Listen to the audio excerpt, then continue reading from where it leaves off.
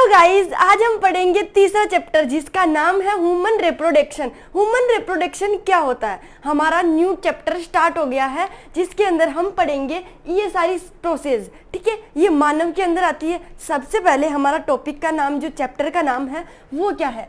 Human reproduction, यानी क्या होता है? मानव जनन। ह्यूमन रिप्रोडक्शन, ठीक है, क्या नाम है? Reproduction, human reproduction.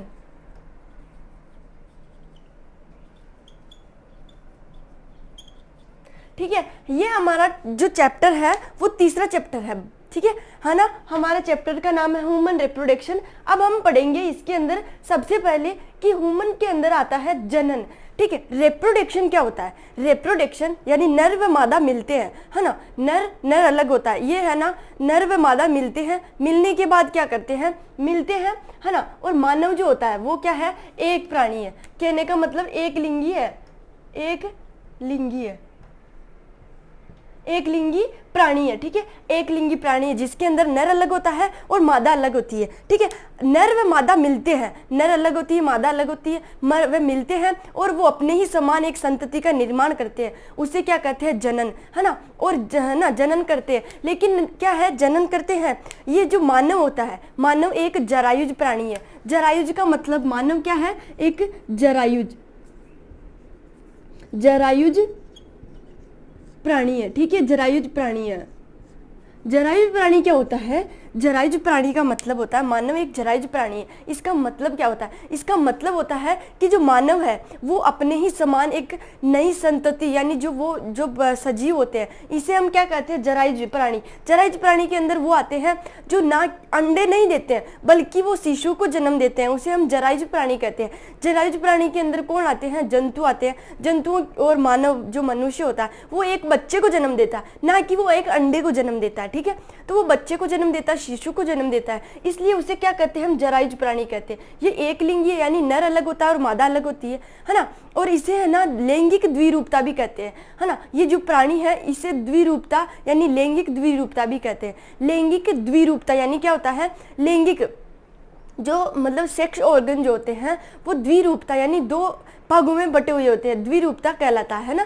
अब हम देखते हैं रिप्रोडक्शन के अंदर ये प्रोसेस आ गई कि मानव एक लिंगी प्राणी है, जरायुज प्राणी है और ये द्विरूपता, लैंगिक द्विरूपता को दर्शाता है। ठीक है, इतनी सी बात क्लियर हो गई। अब हम देखते हैं गेमेटोजेनेसिस यानी युग्मक जनन क्या होता है? जब नर व मादा मिलते हैं, है ना, तो वो नर जो मिलता है, नर के अंदर कौन डेवलप होता है? शुक्राणु। यानी कौन? नर के अंदर कौन होता है? डेवलप किसका होता है नर के अंदर?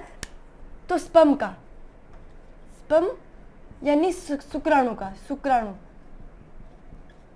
ठीक है, जो नर जो होता है, ठीक है, नर होता है, नर जनन होता है, नर मादा, नर युग्मक जो होता है ना, युग्मक जनन। युग्मक क्या यानी क्या होता है? नर व मादा। ठीक है, और जनन यानी जो नर होता है उसका जनन किससे होता है और मादा का जनन किससे होता है? तो ये नर जनन, युग्मक जनन की बात कर रहा है, यानी गेमेटोजेनेसिस। यानी जो नर होता है उसके अंदर शुक्राणु निर्माण करता है, जो नर होता है वो शुक्राणु का निर्माण करता है। और जो मादा है, यानी जो मादा है वो किसका निर्माण करती है? अंडाणु का। किसका करती है? अंडाणु का। अंडाणु निर्माण करती है, यानी ओवम या ओव्यूल भी कहते हैं, ओव्यूल कहते हैं। ठीक है, अंडाणु का निर्माण करती है। तो अब ये जो नर है और मादा है, वो जो नर व मादा जो शुक्राणु है और अंडाणु है, अब उन जो नर, उनके जो केंद्रक होते हैं वो मिलते हैं। तो इसे क्या कहते हैं? इस प्रोसेस को क्या कहते हैं? इनका और इनका दोनों का मिलन जो होता है उसको हम कहते हैं युग्मक जनन यानी गैमेटोजेनेसिस कहते हैं। अब हम देखते हैं वीर्य सेचन। वीर्य सेचन क्या होता है? जब नर होता है ना, जब नर के अंदर कौन आता है? जब शुक्राणु यानी नर युग्मक जो होते हैं, युग्मक यानी क्या है? शुक्राणु। और मादा के अंदर कौन सा शुक्राणु युग्मक है? तो वो है अंडाणु। ठीक है, तो ये जो शुक्राणु है, नर का जो शुक्राणु है वो मादा के पास जाता है। ठीक है, पास जाता है और मादा का जो मार्ग होता है, वो जो निषेचन मार्ग होता है, जो क्या कहते हैं? अंडाशय मार्ग, है ना, जो जनन मार्ग होता है, मेन है जनन मार्ग। जो शुक्राणु है नर मादा के पास जाता है और मादा का जो मतलब कहने का मतलब जो जनन मार्ग होता है, जनन मार्ग में क्या करता है? शुक्राणु का स्थानांतरण कर देता है। इस प्रोसेस को हम क्या कहते हैं? वीर्यसेचन यानी इंसेमिनेशन, है ना, जो शुक्राणु होता है वो रिलीज करता है। रिलीज करने के बाद वो मादा के पास जाता है और मादा के अंदर जाने के बाद वो मादा का जो जनन मार्ग होता है, जनन मार्ग के अंदर क्या करता है, इस शुक्राणु का मतलब उनको रिलीज कर देता है ना, तो शुक्राणु के अंदर स्थानांतरित कर देता है। उस प्रोसेस को हम कहते हैं इंसेमिनेशन। अब हम देखते हैं फर्टिलाइजेशन। फर्टिलाइजेशन क्या होता है ना, जब नर व मादा मिलते हैं, नर व मादा मिलते हैं, उस प्रोसेस को हम क्या कहते हैं, क्या कहते हैं, हम निषेचन कहते हैं। ठीक है, अब युग्मनज क्या होता है, युग्मनज यानी निषेचन के बाद किसका निर्माण होता है, एक भ्रूण का निर्माण होता है। जब नर व मादा मिलते हैं तब किसका निर्माण होता है, ये ऑब्वियसली देखने की बात है कि किसका निर्माण होता है, तो युग्मनज यानी जो भ्रूण होता है उसका निर्माण होता है। किसी ना किसी का तो निर्माण होगा, ये जो प्रोसेस हो रही है उसमें किसी का तो निर्माण होगा। तो वो नर व मादा मिलते हैं तब क्या होता है, युग्मनज का निर्माण होता है। अब ये युग्मनज बड़ा होकर क्या करता है, एक शिशु का जन्म ले लेता है ना। तो बच्चे जो होते हैं, बच्चों का जन्म किससे होता है, जब निषेचन, नर माता पिता जो है मिलते, कहने का मतलब नर व मादा मिलते हैं, मिलने के बाद क्या करते हैं, जाइगोट का डेवलपमेंट करते हैं। जाइगोट जो होता है एक छोटा बच्चा होता है, यानी जो पेट, माँ के पेट के अंदर जो छोटा मतलब जो जन्म, मतलब वो कुछ भी नहीं होता ना, तो वो उसको नर के रूप में देखा जा सकता है ना मादा की पहचान की जा सकती है ना। तो उसको क्या कहते हैं, हम भ्रूण कहते हैं, जिसके अंदर जो सेक्स ऑर्गन होते हैं, जब ये मादा के अंदर डेवलप होता है, जब ये भ्रूण जो है वो डेवलप होता है मादा के अंदर, तब क्या होता है, जो मादा के और नर के जो है ना, जो भ्रूण होता है उसके अंदर शुक्राणु और अंडाणु जो होते हैं उनका कोई पता नहीं चलता, जिसके अंदर सेक्स ऑर्गन जो होते हैं, भ्रूण के अंदर सेक्स ऑर्गन का पता नहीं चलता। जब इस प्रोसेस को हम क्या कहते हैं, युग्मनज के अंदर भ्रूण का निर्माण होता है। ठीक है, भ्रूण को हम क्या कहते हैं, युग्मनज कहते हैं। ठीक है, जाइगोट का निर्माण होता है ना। अब हम देखते हैं इम्प्लांटेशन। इम्प्लांटेशन क्या होता है, अंतरोपण क्या होता है, जब मादा, है ना, जब मादा एक भ्रूण का निर्माण करती है। ये क्या है, जैसे मादा का अंडाशय है। ठीक है, अंडाशय के अंदर क्यों ना ये बच्चा है ना। अब ये बच्चा जो है इतना बड़ा हो जाएगा और ये बच्चा, इस जो बच्चा है उसकी जो क्या है, नाल है, वो नाल इससे चिपक जाएगी, है ना। ये मादा के अंडाशय से चिपक जाती है, उसको हम क्या कहते हैं, अंतरोपण यानी इम्प्लांटेशन कहते हैं। अब हम देखते हैं गेस्टेशन पीरियड यानी गर्भावधि क्या होती है। गर्भावधि किसे कहते हैं, जब है ना नर व मादा मिलते हैं उसके बाद क्या होता है, भ्रूण का निर्माण होता है। अब वो भ्रूण निर्माण हो गया उसके अंदर, उस प्रोसेस से लेके जब तक वो बच्चा जो है माँ के पेट से बाहर नहीं निकलता, उसका जो काल है, उस बीच के काल को क्या कहते हैं हम, गर्भावधि। मतलब कहने का मतलब समझ नहीं आया होगा, जब एक माता, है ना, एक माता जब एक शिशु को जन्म देती है, मतलब जन्म तो बाद में देती है, लेकिन जब वो उसका क्या करती है, पोषण करती है, पेट के अंदर वो जो बच्चा है, वो जो भ्रूण है उसका डेवलप हो जाता है। अब वो डेवलप होते ही मतलब निषेचन के बाद क्या होता है, युग्मनज का निर्माण होता है। युग्मनज के निर्माण से लेने की जो प्रक्रिया होती है, लेने के लिए, है ना, जो युग्मनज होता है, युग्मनज को डेवलप करने की जो प्रक्रिया है, वहाँ से लेके और जब तक वो माँ के पेट से बाहर नहीं निकलता वो शिशु, उस प्रोसेस को हम क्या कहते हैं, गर्भावधि। ठीक है ना। अब हम देखते हैं प्रसव। प्रसव क्या होता है, जो प्रसव जो होता है, जब माता जो होती है, माता एक शिशु को जन्म देती है ना, शिशु को जन्म देती है। जब माता जो शिशु को जन्म देती है, ये 9 माह के बीच की अवधि होती है। 9 माह तक माता जो है बच्चे को क्या करती है, पेट के अंदर पालती है, पोषण देती है ना।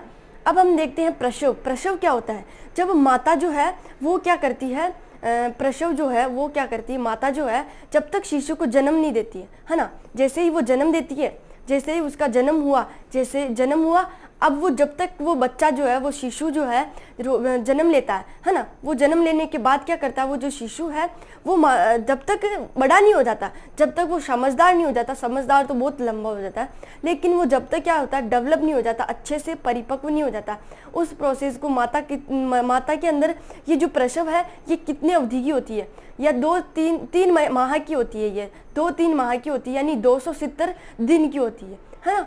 कितने दिन की होती है, कितने माह की होती है, जब तक वो बच्चा जो है खाना खाने नहीं लग जाए, माँ का जब तक दूध पीता है, और जब तक वो जब से वो शिशु जन्म लेता है, और जब तक वो बच्चा जो है वो भोजन नहीं करने लग जाता, छोटा है लेकिन भोजन नहीं करने लग जाता, उसके बीच की जो अवधि होती है उसे हम प्रसव कहते हैं। ठीक है, प्रसव कहते हैं। इतनी सी बात समझ आ गई। अब हम देखते हैं ह्यूमन रिप्रोडक्शन के अंदर पहला कि जो मानव होता है, नर जनन अंग कौन है? नर जनन अंग के अंदर पहला आता है नर जनन अंग। अब हम क्या पढ़ रहे हैं? नर जनन अंग। नर जनन अंग क्या होता है? मादा जो नर होता है, नर के अंदर किसका निर्माण होता है? शुक्राणु का। अब वो शुक्राणु का निर्माण तो होता है, लेकिन क्या होता है? जो शुक्राणु होता है, शुक्राणु का निर्माण होगा, है ना। अब हम देखते हैं कि जो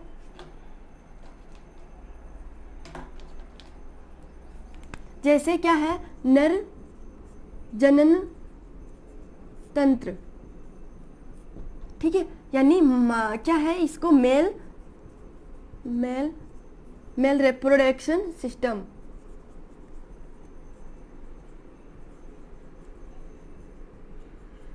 रिप्रोडक्शन सिस्टम, ठीक है, reproduction system, male reproduction system. अब ये जो नर जनन तंत्र होता है वो क्या होता है? इसके 3 भाग होते हैं, 4 भाग मान सकते हैं अपन, शिशन को भी इसके अंदर मानते हैं। पहला क्या है कि वृषण, जो क्या होता है? प्राथमिक लैंगिक अंग।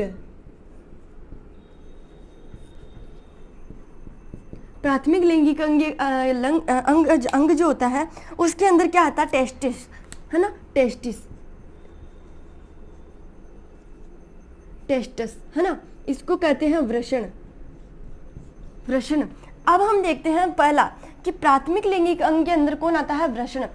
फिर आता है सहायक जननेंद्रिया, सहायक ग्रंथियां, सहायक कोशिकाएं, ये आती है। लेकिन अपन एक एक को पढ़ेंगे, तो इसके अंदर आज हम पढ़ेंगे प्राथमिक लैंगिक के अंदर टेस्टिस, यानी जो वृषण होता है वो कहाँ पाया जाता है? जो नर होता है, सबसे पहले जो नर होता है उसके अंदर क्या होता है? जो वृषण है वो उसके अंदर पाया जाता है। ये मादा के अंदर नहीं पाया जाता है।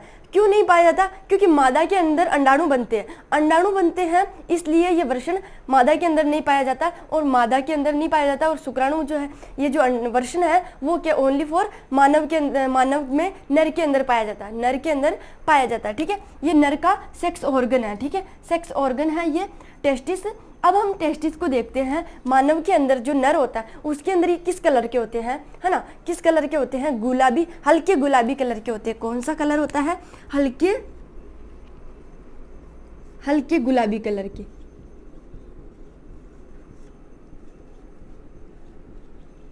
ठीक है, हल्के गुलाबी कलर के होते हैं। उसके बाद हम देखते हैं इनका जो निर्माण है वो कहाँ होता है? ये किसका निर्माण करते हैं? ये सभी स्तनधारी जो पादप होते हैं, सभी स्तनधारी जो वो जो होते हैं मनुष्य जैसे ही, है ना, मनुष्य के अंदर सभी स्तनधारी जो होते हैं उनके अंदर क्या होता है? वृषण पाए जाते हैं, लेकिन ये उदर गुहा से बाहर पाए जाते हैं। अब तुम सोच रहे होंगे कि उदर गुहा क्या होती है? उदर गुहा जैसे हम समझे कि ये क्या अपनी क्या है? ये मुख है, पूरा क्या आ जाता है? फेस आ जाता है ना। तो हम क्या कहेंगे? इसको फेस ही कहेंगे, पूरा को फेस कहेंगे, है ना। तो ये जो भाग है इसको हम क्या कहते हैं? नेक कहते हैं इसको, भाग को। अब इस भाग को कुछ अलग कहते हैं, ठीक है। अब ये जो भाग है इस भाग को हम अलग कहते हैं, लेकिन यहाँ से लेके जो अपनी जो वो जांघें जो होती है उनके बीच की जो जगह होती है उनको क्या कहते हैं हम? उदर गुहा, है ना। उदर गुहा जो पेट से लेके जो स्थान होता है उसे क्या कहते हैं? उदर गुहा।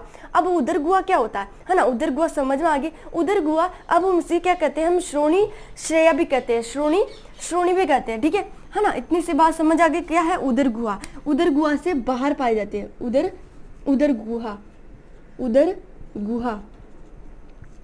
गुहा से क्या है? ये वृषण जो है बाहर पाए जाते हैं, उदर गुहा से बाहर पाए जाते हैं। और सभी स्तनधारियों में वृषण उदर गुहा से बाहर पाए जाते हैं। क्या है? सभी स्तनधारी जो होते हैं, कौन होते हैं? स्तनधारी जो होते हैं उनमें क्या होता है?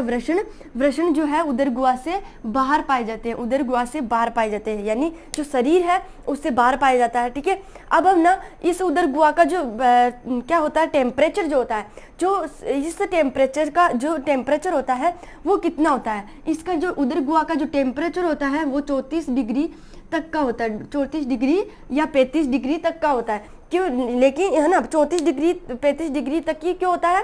क्योंकि जो मानव का जो क्या होता है, जो होता है मानव का मानव कहने का मतलब मनुष्य का जो तापमान होता है, टेम्परेचर होता है, पूरा बॉडी का जो क्या होता है, मानव का टेम्परेचर होता है, वो क्या होता है 37 सेल्सियस डिग्री होता है। ठीक है, तो ये क्या होता है, ये इसके उदर गुहा जो है, उदर गुहा का जो टेम्परेचर होता है वो 34 सेंटीग्रेड होता है। ठीक है, सेंटीग्रेड होता है। और मानव का जो पूरा टेम्परेचर होता है, पूरी बॉडी का जो टेम्परेचर होता है वो 37 होता है। 37 और 9 क्या होता है, फेब्रियन है ना, फेब्रियन होता है। ठीक है, इससे 35 सेंटीग्रेड का होता है, जिससे क्या हो, उदर गुहा के अंदर जो वृषण होते हैं उसका जो वृषण होते हैं उसका क्या होता है, मतलब प्रतिकूलन होता है। प्रतिकूलन का मतलब जो वृषण है उनका अच्छे से डेवलप होता है, परिपक्वन होता है। उसके बाद क्या होता है, शुक्राणु का निर्माण होता है, शुक्राणु का निर्माण होता है। लेकिन अब है ना, ये देखते हैं कि जो वृषण होते हैं वो मानव जो शरीर होता है, मानव का शरीर होता है, उससे बाहर नहीं पाए जाएंगे तो क्या हो जाएगा, मानव के शरीर से वृषण बाहर नहीं पाए जाएंगे तो क्या होगा, मानव का जो शरीर होता है उससे वृषण बाहर नहीं पाए जाएंगे तो वो जो मानव है, यानी जो वो नर है जो वो नर जो है वो क्या करेगा, वो नर बंधे होगा। बंधे क्या होता है, बंधे मतलब तुम समझ नहीं पाओगे। बंधे का मतलब होता है वो नर जो है वो कभी पिता नहीं बन पाएगा। ठीक है, ये पिता नहीं बन पाएगा। इसका कारण क्या है, ये जो वृषण होते हैं वो शरीर से बाहर नहीं आते हैं तो वो पिता नहीं बन सकता। ठीक है, पिता नहीं बनेगा। क्यों नहीं बनेगा, जो उदर गुहा है उसका टेम्परेचर क्या होता है 34, और मानव का जो पूरा बॉडी का टेम्परेचर होता है वो 37 होता है। तो जो 37 होता है, ये उदर गुहा का जो टेम्परेचर है वो मानव के शरीर से 2-3 डिग्री क्या होता है, 2 से 3 डिग्री सेल्सियस कम होता है। क्या होता है, कम होता है। जो उदर गुहा है उसका जो टेम्परेचर है वो 2-3 डिग्री सेल्सियस से मानव की बॉडी होती है उससे कम होता है। इसलिए अगर ये टेस्टिस बाहर नहीं आते हैं तो उसका रीज़न क्या है कि वो उसका रीज़न क्या है, उसका रीज़न है कि जो उदर गुहा है उसका टेम्परेचर बहुत हाई है। ठीक है, हाई है तो इसका जो प्रतिकूलन है वो नहीं हो पाएगा। इस वजह से क्या होता है, उदर वृषण जो होते हैं उसका निर्माण नहीं हो पाता। ठीक है, पर देखते हैं कि जो वृषण है, अब हम क्या बात कर रही थी कि जो वृषण है उसका जो शरीर से बाहर नहीं आएंगे तो क्या होगा, जो नर है वो कभी पिता नहीं बन पाएगा। इस वजह से नहीं बन पाता क्योंकि जो इनका जो टेम्परेचर है वो क्या है 34 सेल्सियस डिग्री सेंटीग्रेड है ना, तो वो 2-3 डिग्री सेंटीग्रेड है ना, तो वो क्या है, मानव का जो शरीर होता है उससे क्या है 2-3 डिग्री कम होता है। क्योंकि जो मानव का जो टेम्परेचर होता है, मानव की बॉडी का टेम्परेचर होता है 37, ठीक है 37 डिग्री सेंटीग्रेड है ना, तो इससे क्या है, इससे तो ये ज़्यादा होता है और इससे जो ये कम होता है। ठीक है, तो ये इसको पूरा ये जो है ना 37 हो जाएगा, तो ये क्या है, वृषण जो है ये मानव के शरीर से बाहर नहीं आ पाएगा, है ना। इतनी बात समझ आ गई। अब उस जो प्रोसेस है मानव के शरीर से बाहर नहीं आ पाएगा उसे हम क्या कहते हैं, क्रिप्टो, मानव के शरीर से जो वृषण है वो बाहर नहीं आ पाएंगे उसे कहते हैं हम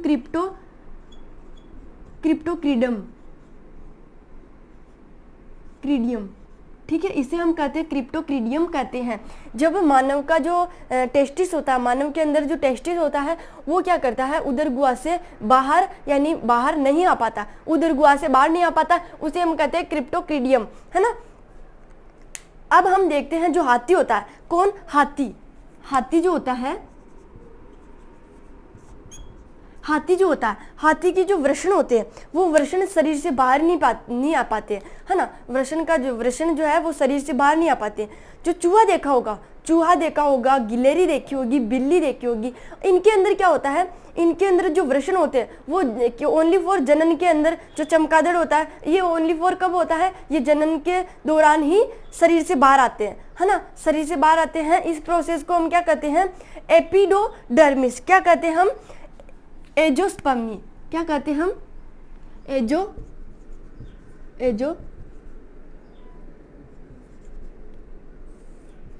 एंजियोस्पर्मिड कहते हैं। ठीक है, एंजियोस्पर्मिड क्या किसे कहते हैं, जब गिलहरी हुई, बिल्ली हुई, गिलहरी हुई, है ना, बिल्ली हुई, गिलहरी हुई, ये जो होते हैं, चमगादड़ हुआ, है ना, और क्या होता है, चूहा हुआ, इनके अंदर जो वो जो वृषण होता है वो वृषण जो है वो शरीर से बाहर कब आता है, बाहर आता है ओनली फॉर जनन के समय, तो उस प्रोसेस को हम कहते हैं एंजियोस्पर्मिड कहते हैं, उसे हम एंजियोस्पर्मिड कहते हैं। उसके बाद हम देखते हैं, अब हमारा जो टॉपिक है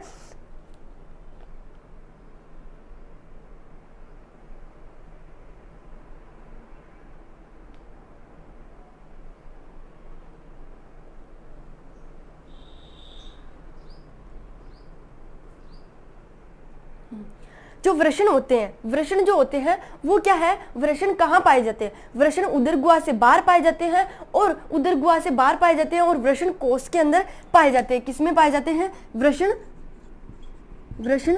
कोष में पाए जाते हैं, वृषण कोष के अंदर पाए जाते हैं, ठीक है। और इनका टेम्परेचर याद रखना 34 डिग्री सेंटीग्रेड होता है, ठीक है। और ये उधर वृषण जो है वो वृषण कोष के अंदर पाए जाते हैं, और ये हल्के गुलाबी रंग के होते हैं, है ना।